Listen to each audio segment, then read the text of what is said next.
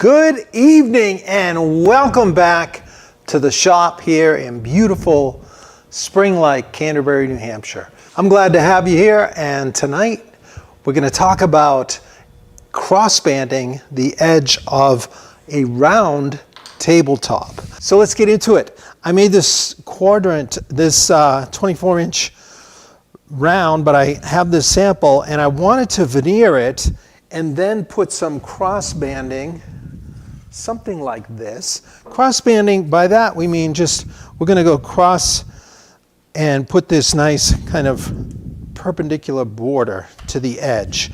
So here we want to put we'll put an infield of this material, Pomelet Sapele. Look at that, huh? It's really pretty. It's the chatoyance. We're going to use this for our infield, so I'm going to go ahead and just pop that on there.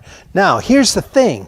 We're not going to pre-cut our edge. We're going to put the edge on after, and then we're going to plunge route an 1/8 inch groove and set a line, an 1/8 inch line into the joint. So we'll have like a seam right here. So we don't have to fit that tightly on that edge because we're going to put in a black divider or accent line, okay?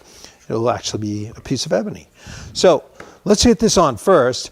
Now, to get this on, we don't want to over glue it out here because then we'll have a lot of cleanup before we can put this on.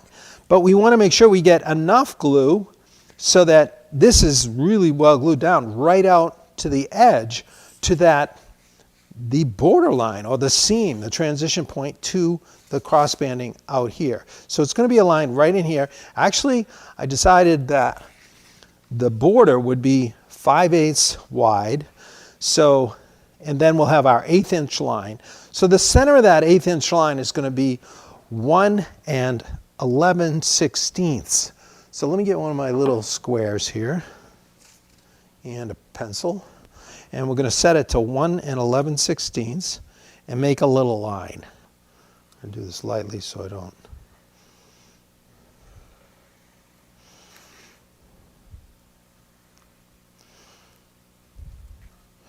Just make it so skillfully, just like I'm doing here. Okay, there you go. Now I just want to get the glue right up to that line. But that would be hard to do, right? I mean, it would be hard to brush it right up to the line and be pretty precise about it. So what we're going to do is use a little tape. We're going to tape over that guideline to start with. Just go right on around. Just get the tape on there. Now we're going to put a second layer out here so we don't get the glue all over our board here.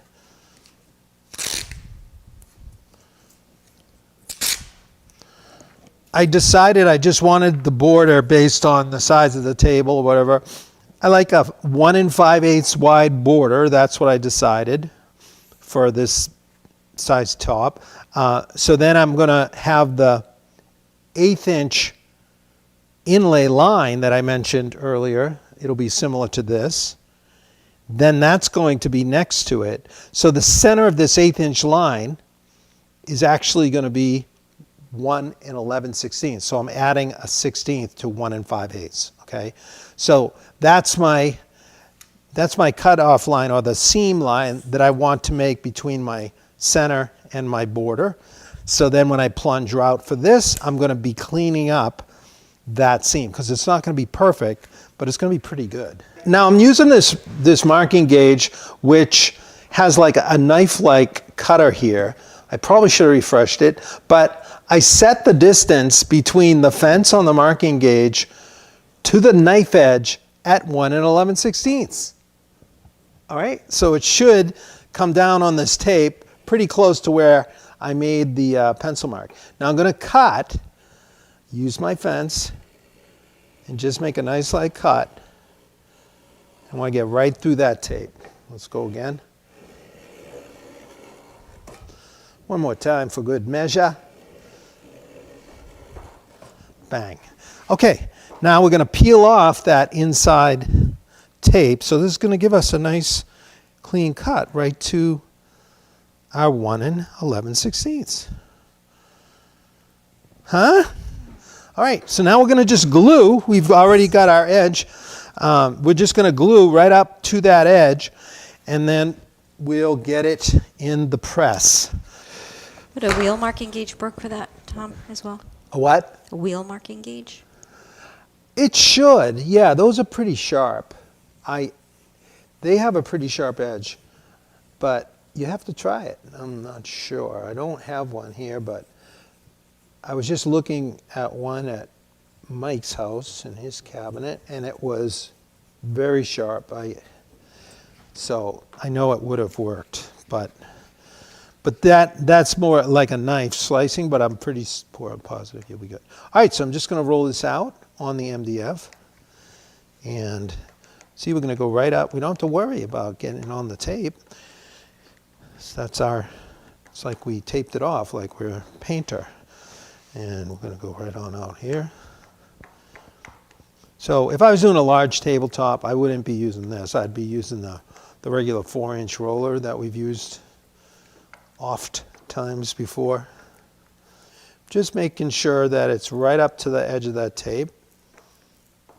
That's a good amount. I'm happy with that. Now we're going to remove this tape. So we'll come from the left side. If we tape left to right, then it should all lift up as we go, unless some decides to stick a little.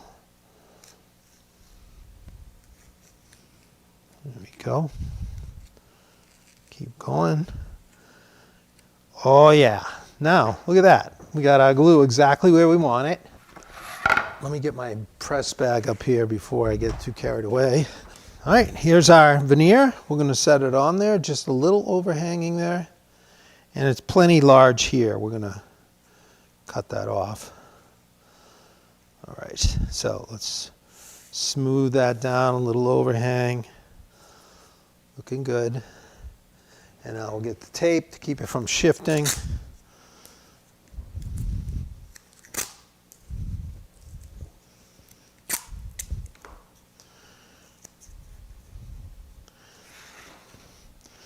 And get it in the bag. Now I've got that. I want to put my caul on there, so I'm just going to put a little piece of 1/8 inch masonite on top, and it'll just help distribute the pressure a bit more. And we'll just get that tacked in.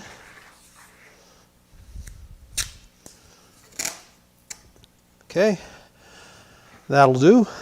Now we'll get it into our manual vacuum press. This is the one from Roar Rocket. It's not expensive to get in this size bag without the MDF platen in there is like $70. So you see, we've got the piece in, we've got this mesh in here, and I'm going to vacuum and then just like reverse pump all the air out.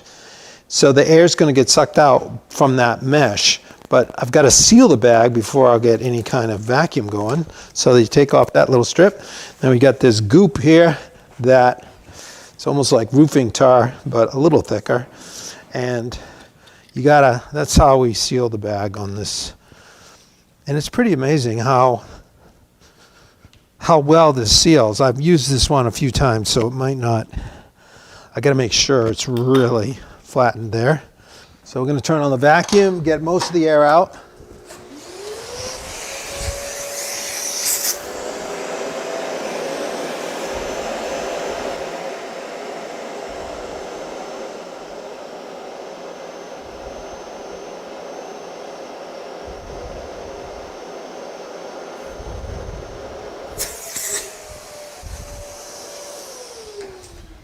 All right, we're going to finish it off with the manual. This is like a reverse basketball pump.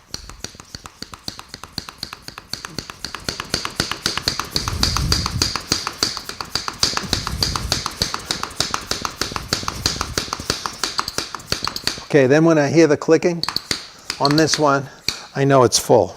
So that, I've got full atmospheric pressure on there, 14, almost 15 pounds per square inch. So it's like if there's a large weight pressing down right there. So I'm gonna set this one aside, and we're gonna bring out the other one, like it just came out of the oven, okay?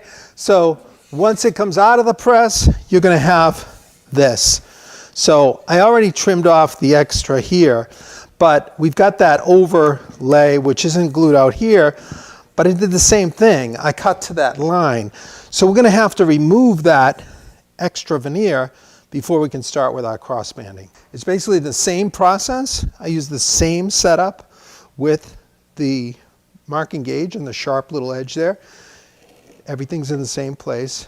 I'm gonna just score a nice cut.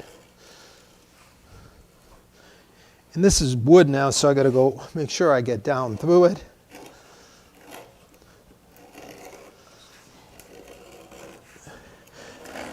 Tom, Jeff's asking if you ever have problems does the mesh ever telegraph into the veneer? It certainly could, but that's one of the reasons why I have a caul on there. The caul not only distributes the pressure, but it keeps that mesh from imprinting on the veneer. So definitely want to use a caul with that. I remember using vacuum presses and being stunned by how, when I first used it, how strong they were, enough to impress like some thick masking tape right into the surface of the veneer. It was crazy. All right, so now we move this, and you can see how I can feel just a touch of glue along that edge. It's perfect. It just helps you to make a nice clean glue. Now I'm just going to run this along and clean off the little bits of wood that were at the bottom of it. How long, Tom, in the press? A minimum of an hour, I'd say. But then, if you're in a hurry, but you know, with this kind of thing, you could be getting your cross banding ready, and that takes a while. So you would be all set, you know. But a minimum of an hour. I was using Type Bond 3.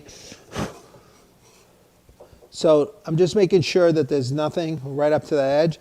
But look at, I mean, that is really bonded down right out to the knife line, because I just made sure that we had the glue there.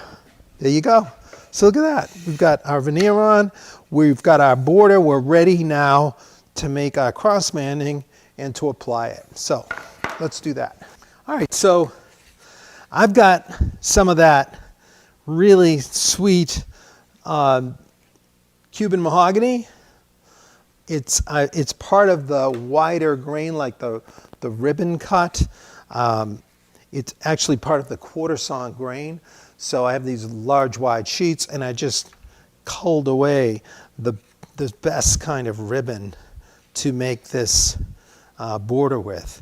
So by cutting pieces here, we're going to cut perpendicular pieces and get them in there. Now, before we can cut them, we want a pattern that works here. We want a pattern that's going to give us some segments in good order.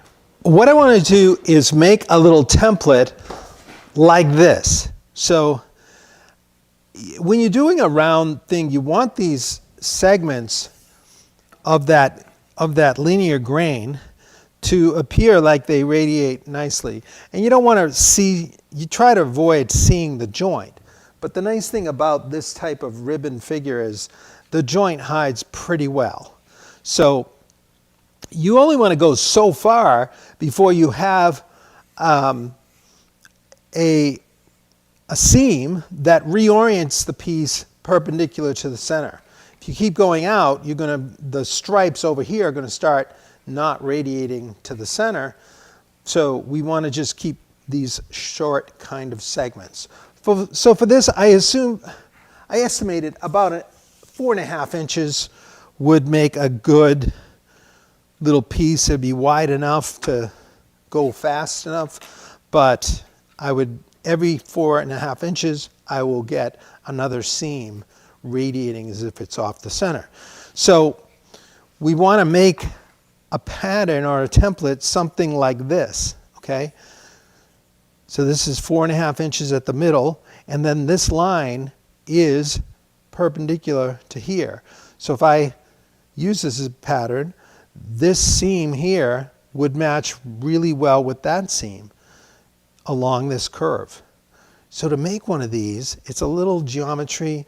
I'm just going to explain it as well as I can here.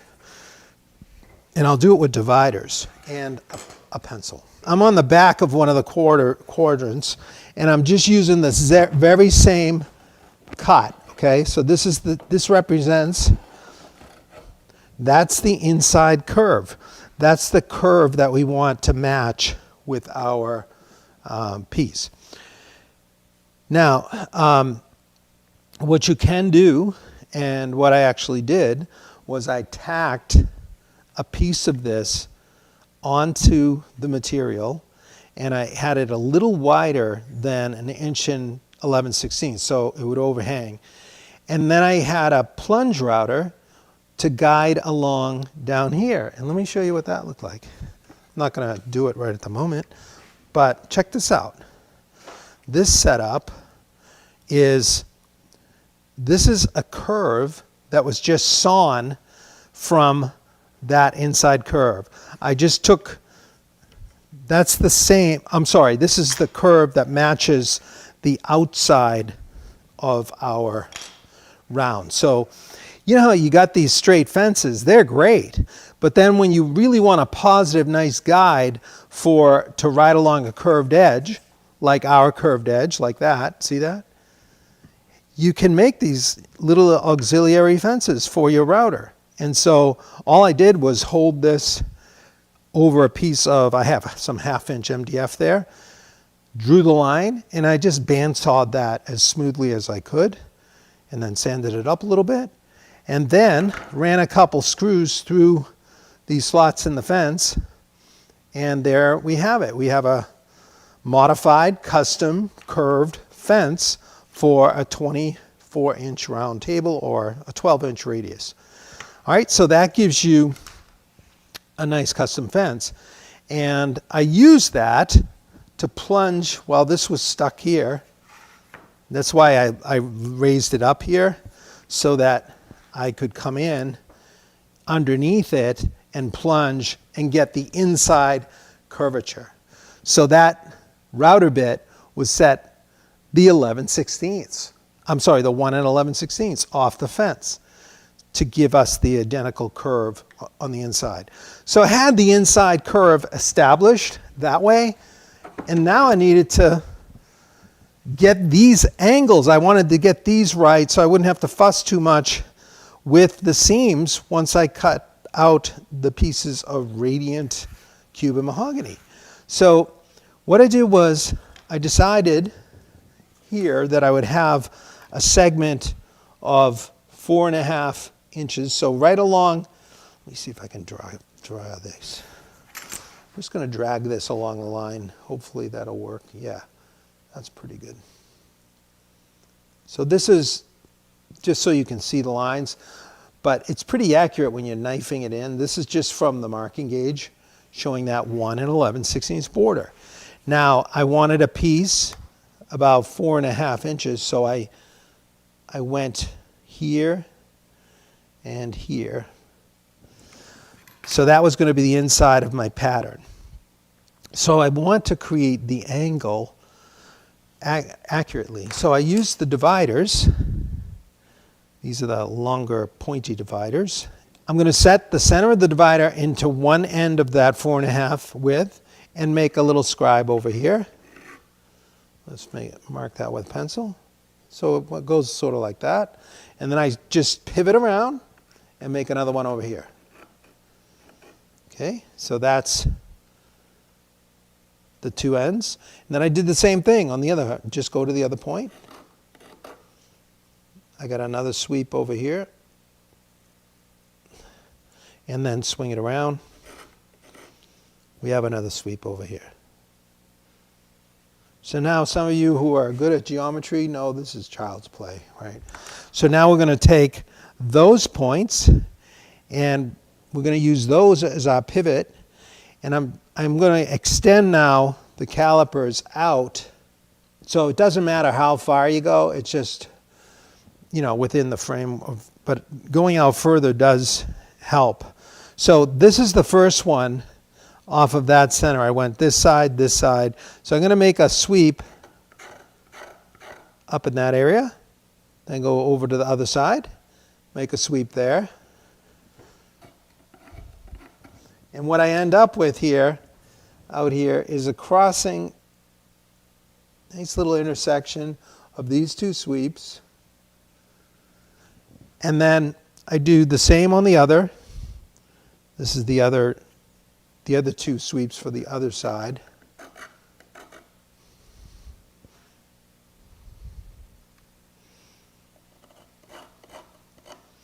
And what happens is those intersect right here.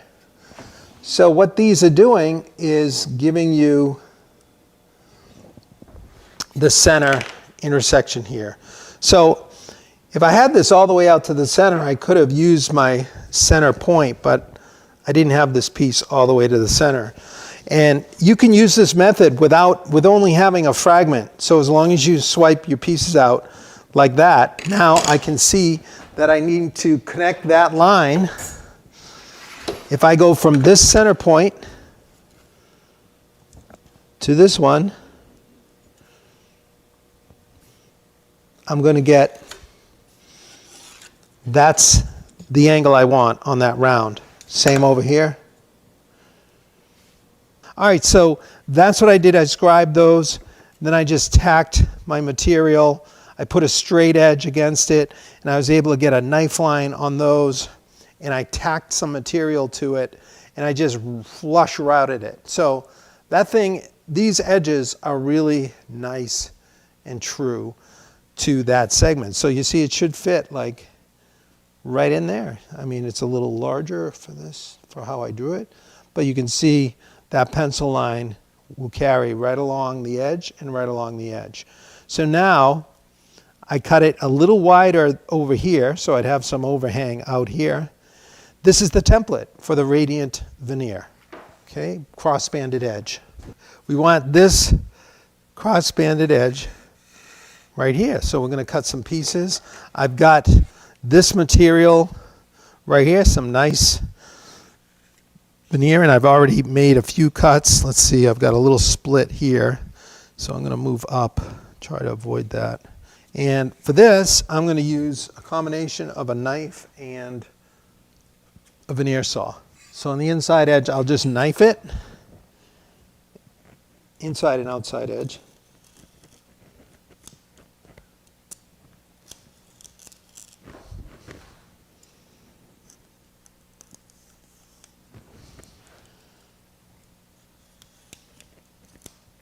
Okay, now I'm going to saw the seam edge. This goes with the grain. If I knife that edge, quite often the knife will just follow the grain and run off of the track. So it's better to saw when you're going with the grain.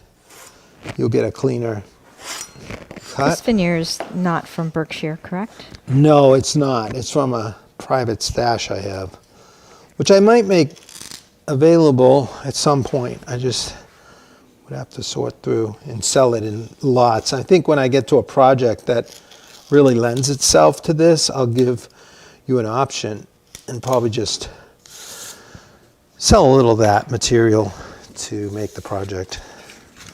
Okay, so there we go. We've got our little, it's not really a wedge, it's a segment.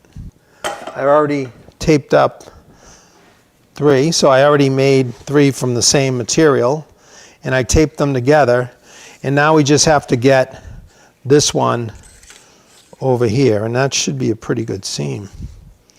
Yeah, that looks pretty nice. Okay, so let's go ahead and get this up on our edge to make sure that it's going to track correctly. I'm going to plunge an 1/8 inch black line that's going to bridge this seam. So it's going to be right there. So when I plunge that line and route, it's going to leave a clean edge on both sides. So even if this doesn't look perfect right up here, it'll be fine. But you can make templates and cut your materials so that, look, I'm going to be really close to perfect, but if I fussed around, I'd have to go piece by piece in that way.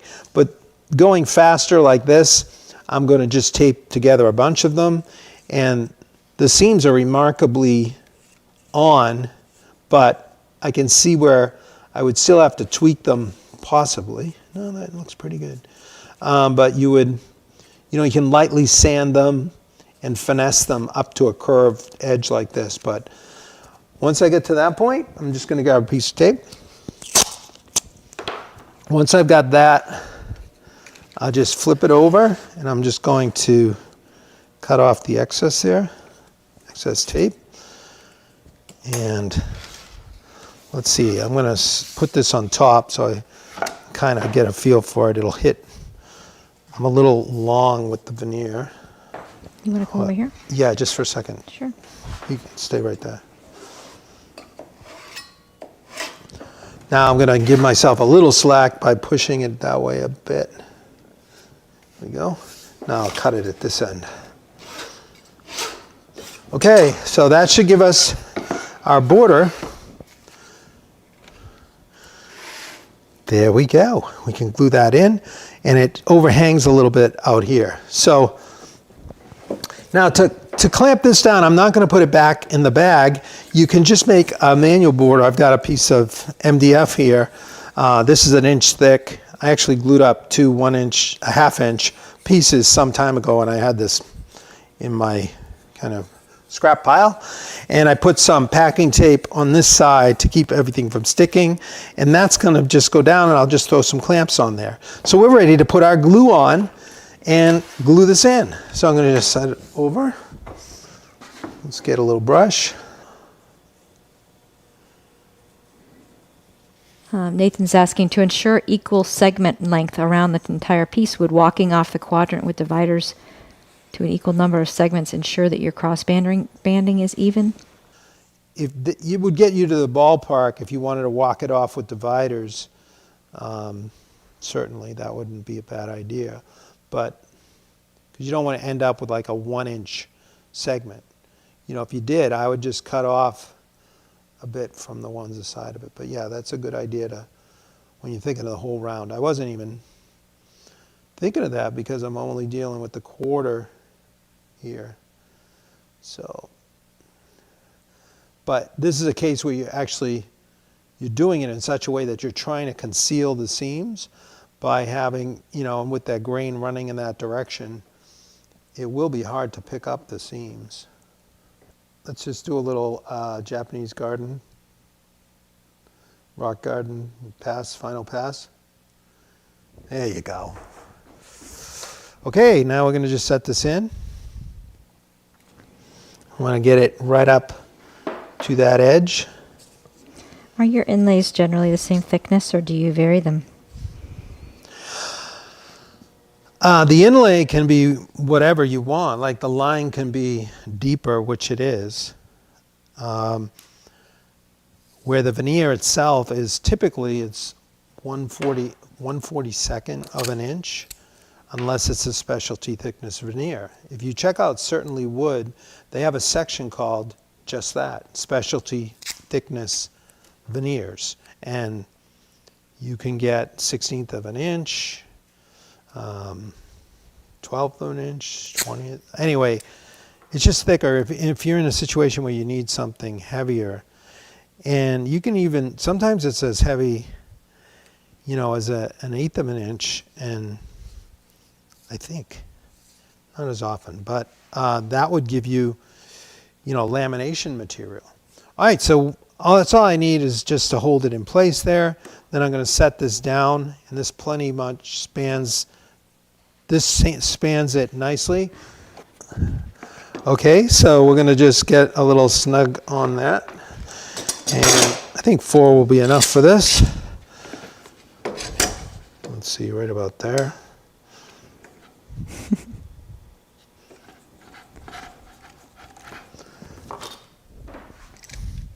Now, if you were doing a full round table, you would do this in sections, of course. You wouldn't try to do the whole thing at once.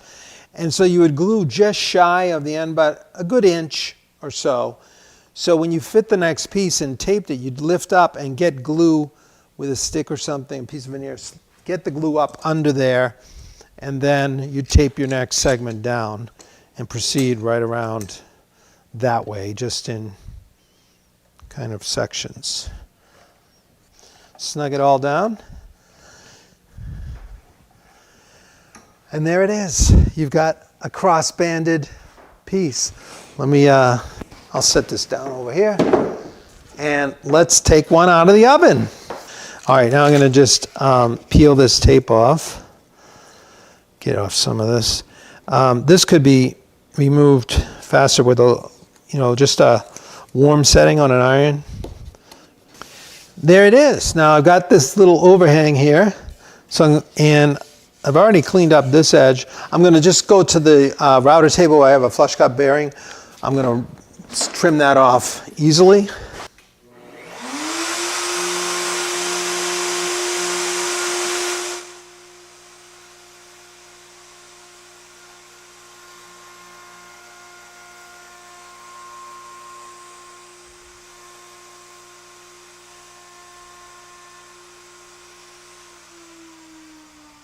Tom, Michael's curious if it makes sense to put the edge banding on first, top veneer then overlaps the edge veneer. Yeah, I put the edge veneer on first in this case. You're cutting similar to the round segments, but you're just doing these straight segments. We did this recently on the that zebra wood table we did on Sharp Night Live. So you cut these segments end to end, and then you're going to glue them on the side. Now, if it's a straight edge, it's no problem. You just use a piece of wood, like a strip that's thick enough, and throw some clamps, or you can tape or whatever. But on a curved edge like this, you have this little issue of getting the pressure down nicely, and you can tape it down. What I like to use, I wasn't able to show this, take a piece of 1/8 inch masonite like this. This I ripped at 7/8. And then I discovered that if you rip a second piece that's a 1/2 inch, when it goes on an edge like this, and you grab like this green tape that has a lot of pressure. So this is like I'd already have glued the edge. I put on my veneer. I lightly tape it. Now the glue is there, and I want to apply pressure. So I just come across this. This becomes a really great call because you can pull and stick. And because you have that centerpiece, you're getting pressure in the middle, it's narrow enough that the tape pulls down the sides too. So it gives you a really nice bond. Now what I did was I ran a line of glue under this center rib, the 1/2 inch rib, when I initially taped it down. And by doing that, once it comes off, it springs back a little, but it stays more in the shape. And then you have this as a taping call for the future. Like I put the tape even closer together. You don't have to use green, you can use regular masking tape, but it gives you really nice pressure, and your edge veneer is on there nicely. So if you're not putting an edge line, which you really often you should because it protects the veneer there, but if you weren't, you'd want to do exactly, who asked that question? Michael, that's a good question. You put on your edge, and then your top would overlap it so that, you kind of go reverse order of the priority surface, or what you see most. So technically you do the bottom, then the edge, and then the top would overlay. But the way the bottom is, I haven't done anything on the bottom of this one, but you can put the veneer on after on the bottom. Because by the time you break that edge, which you're going to soften it, you're going to soften it the thickness of a veneer, so that edge never like telegraphs out below there, It is doing some protective job there. But we're going to use this now to plunge right in, and I'm only going to do this kind of this won't be a perfect job, but it will give you the idea. So we'll go back to our other piece that I showed you earlier. I've already got the radius fence, the custom-made radius fence, And that's set now to the center of this 1/8 inch bit. I put the center at 1 11/16. So that should fall right on our seam and clean us up there. And I set the depth to about what I have for 1/8 inch lines. This is a little awkward because you don't usually deal with segments cut like this of tables, but it'll work, I hope.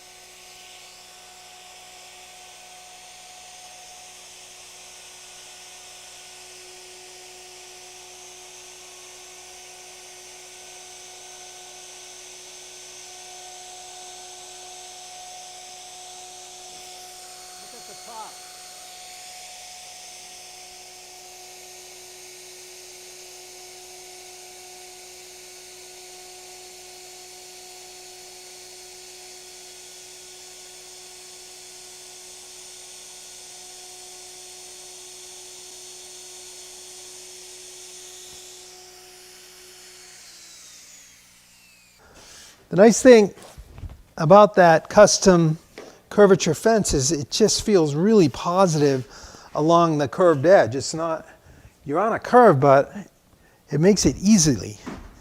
It's almost like you're on a straight piece. This is where I wasn't prepared enough for you tonight. I don't have quite enough of the 1/8 inch lines, but this one was breaking when I was messing around with it, so I'm going to just try it. If I keep it in order, I should be able to press it in and get those to come together in the joint. Let's try it. I don't want to go through segmenting this right now. I just want to try to glue in a line. Being that this is a sample, I would not do this on a normal piece, but let's have some fun here. I'm going to get the little glue bottle here. I'm going to put, this will help me put a nice line of glue in here. Here we go. You see what we're doing? Yep. I don't know how you do what you're doing. She's reading questions while videotaping. Okay, I'm going down the side. If you were running around and I had to follow you, that'd be different. I'll put a little around this inside edge. I don't want to put too much in because I'll get too much squeeze out. But now if this is a real tight turn, and this is getting to the point where it is kind of tight for 1/8 inch, I could have wet this and ironed it around a form and just taped it. Like, it wouldn't have been a bad idea. And then it would spring back some, but it would already be kind of coaxing into that curvature, where in this case, I don't have that. So this is going to be interesting. Slide that in there, but let's try it. Where are you getting ebony these days, Tom? I get it at Goose Bay. You can get it like in turning billets. They'll ship it to you because it'll come in like a 1.5 inch square by 20 inch long piece or something like that. Okay, there we go. So I got that piece in. I'm gonna kind of connect the ends inside the groove, so it's gonna have to come together, right? Here we go, I'll go in with this one. Just slide it up till it looks like I've got a good fit. Did you do a video on making that inlay? Didn't we show them how to cut it? Yeah, there's a video. It ended up being quite popular. A lot of people, it was making inlay lines. It was fairly recent. And I show how to resaw one of the blocks, and I did talk about it coming from Goose Bay, I believe. And I cut some, was it 3/32 lines? Okay, this one has the angle under. I'll put that in the description for you guys. Yeah, that's fun. So yeah, when you get the block, there's some nice little tips in there. The main one is making a zero clearance table cut, because you want to cut that on your bandsaw so that you get the maximum yield out of it, because it's really pricey. You may, when you see it, you may not want to get it. You can substitute like Wenge, a dark hardwood. I'm just shy of the end there, But once you get your line in, like obviously you'd be getting it around the whole thing, I like to roll it in, make sure it's fully seated. You can see the glue coming out. And that's nice. It always feels satisfying to get that line in there. And then squeeze out a rag and get off some of that excess glue. So now you get a kind of a preview of what this will look like. If I have any cracks in that ebony veneer, I can fill it with like some black glue. What's that glue that dries so fast, like the super glue? What's the name of the company that sent us some of that? Star, yes. Star Bond? CA, Star. CA Star glue. CA. Yeah. Wow, look at the camera lady. CA glue. Crying out, acetate, whatever. I forget what it is. All right, so you can kind of see what you're going to get with that line. Now, along the edge, I would also like a dividing line, and I'm not going to put that one in on here, but I would route that. This is just a 3/32 piece, so I'll show you how. Let's see. I got to make sure that's down. Yeah, that's pretty down. I'm going to just skim over that very lightly with a. I should wait till it dries. Normally I do. Just want to make sure it's not up too high. Okay, and then we would use another cutter, and for this I use this little rabbiting bit. Okay, I'll use the rabbiting bit, and I've got a bearing there that the offset is made for an 1/8 inch offset to the bearing cutter. So with that bearing, you'll get 1/8 inch wide. But I only want 3/32, so I just wrapped it a few times with green tape to enlarge the bearing, to customize it a little bit. And I've got the bit set 3/32 below the base. So let's make this cut in here to accept the 3/32 line.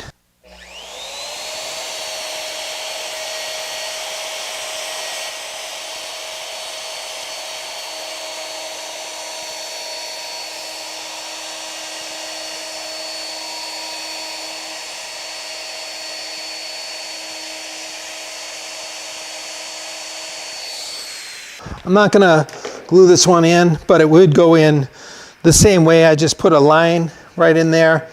I've got some thinner stock here, and this I actually made during that video where we made the 3/32 line. So I would sand this a touch and then just start taping it in.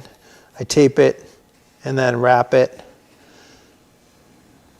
right around, okay? And you can kind of see what you're going to get. Now that's heavy, so that needs to be cleaned up. It'll look thinner. It'll look more like the 1/8 from the diagonal, but it's only a 3/32 line. So it's going to give you kind of a dark, nice look like that. Now, of course, you could choose lighter color line. You could make your own lines out of curly maple, you know, something like that. I've seen people do that beautifully, and have like a stronger contrast. But let me show you one that I did earlier. I didn't get the edge in, but you can see it is drier, and that 1/8 inch line is in there. But I would just plane that line down a little bit. And let me just throw a little denatured alcohol on here. It's not sanded, so, and I would go a little more than that. Let's just throw some denatured alcohol so we can get a little better look at what this combination is. And of course we don't have the outside, but you know, I can just dry tape it in 2 spots. Okay, let's put that right there. Shellac work on that, Tom? Yeah, shellac would be dynamite on Oh, this. black shellac. John's asking. Black shellac? Yeah. Oh, we're talking about filling any cracks with black shellac stick. Maybe that's what he means. Yeah, I think that's what he means. Thin inlay. Yeah, shellac stick, black shellac stick will work. I had been messing around with that CA glue though from Star, and they sell it like in medium and heavy. And it's pretty cool because they have black, they sent me some black and some brown. And man, I filled some cracks on some inlay on an ebony fretboard that I was making for my son, and it did an amazing job. So let's,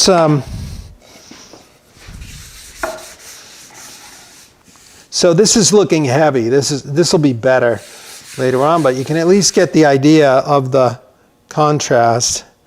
And with finish on this, be quite nice. Ah, it's gorgeous. So that's your crossbanding edge treatment. And then we got the edge. So you can use the infield, whatever you want. You know, it could be a crotch sunburst, but this will finish up quite nicely. Well, once again, if you enjoy this content, please subscribe and share and comment and like. And also, if you want to go deeper with us, head on over to epicwoodworking.com and even get in the real insider group, epicwoodworking.com/neighborwood. Neighborwood, not Just the neighborwood, neighborwood. not the, okay. yeah. And you can read about the neighborwood where you'll have quite an insider experience, get discounts on the plans, and you can access all the courses. And we will definitely be getting into this topic again on a real project at some point in the not too distant future. So look out for that. If you want to wait for that, you can. If not, try your hand at it. It's not that bad. It's a lot of fun and get great results. Anyway, thanks for hanging out with us. On behalf of the camera lady and myself, I look forward to seeing you next time.